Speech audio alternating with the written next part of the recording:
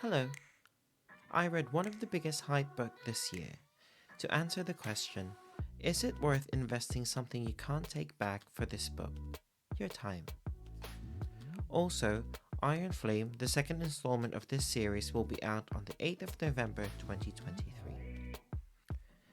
In April 2023, Fourth Wind took flight, soaring onto bookshelves with a bang. And boy did it make a splash. By May, a few weeks after its release, social media was bursting with applause for this latest Red Tower wonder. From book clubs to coffee shops, all the cool kids were raving about it. Fourth Wing had arrived and it looked like it was here to stay. So for those of you who are unfamiliar, what is Fourth Wing?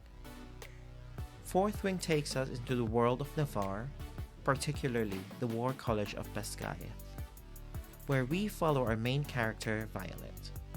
In this college, you can study to either become a scribe, a healer, you can be part of the infantry, or the creme de la creme, a dragon rider. Now, Violet always wanted to be a scribe, to follow in the footsteps of her father. However, Violet's mother has a different plan for her, and she is forced into the Dragon Riders quadrant. It is ambiguously mentioned that Navarre is being attacked by outside forces, and Dragon Riders are one of Navarre's defenses along with a magical ward protecting them. Navarre had a rebellion in the past, and Violet's mother, General Sorengale, was key to stopping the rebellion. She executed the rebels, and as punishment, all of the rebels' children are drafted into the Riders Quadrant. This is because the Riders Quadrant has a high mortality rate, which makes us question Violet's mother. And of course, here is where we meet Xaden.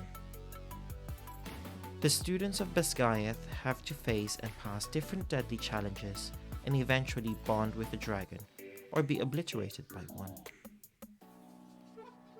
So why is Fourth Wing so popular? Fourth Wing has a Goodreads rating of 4.65 with over 667,000 people rating it. According to many reviewers, it is exciting, fast-paced, easy to read, and contains many tropes that Romantasy readers love. However, all those things are the reason why this book fell very short for me. Any book that has magical creatures in it is exciting. But dragons? Now that takes it to another level, right? Wrong. Now remember when I purposely mentioned Romantasy? Now I don't want to spoil it for anyone, but you wouldn't believe it if I don't mention it.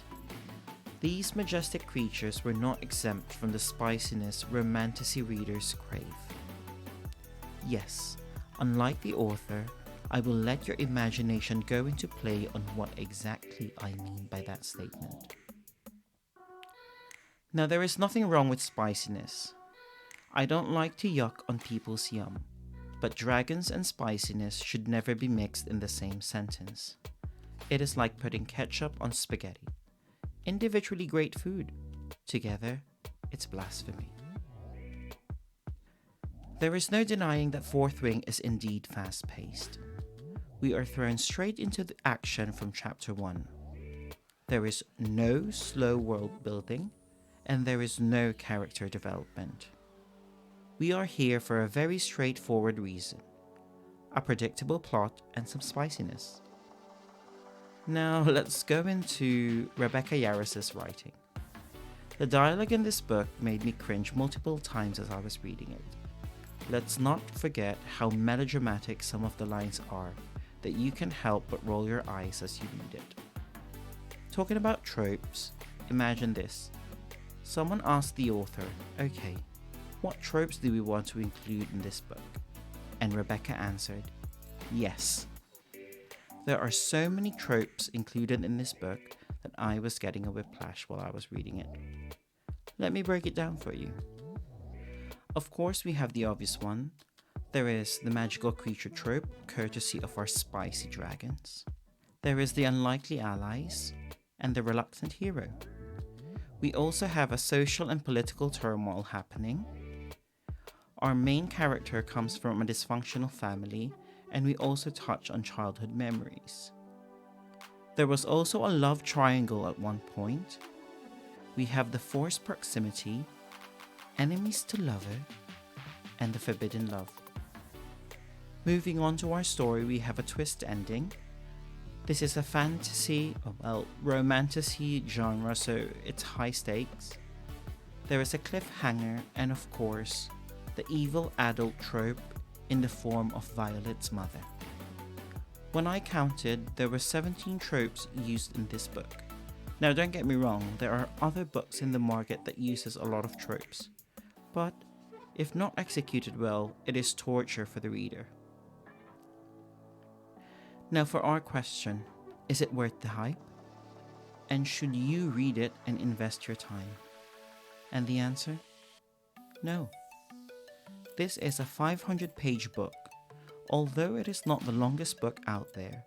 With the amount of detail that was explored, or maybe unexplored, even a 300-page book would have been more than enough to tell this story. Now I see people say that these types of book, especially the romantasy genre, are an introduction to fantasy for some people. Now let's face it, people who read fantasy like to read fantasy. People who read romance for a reason.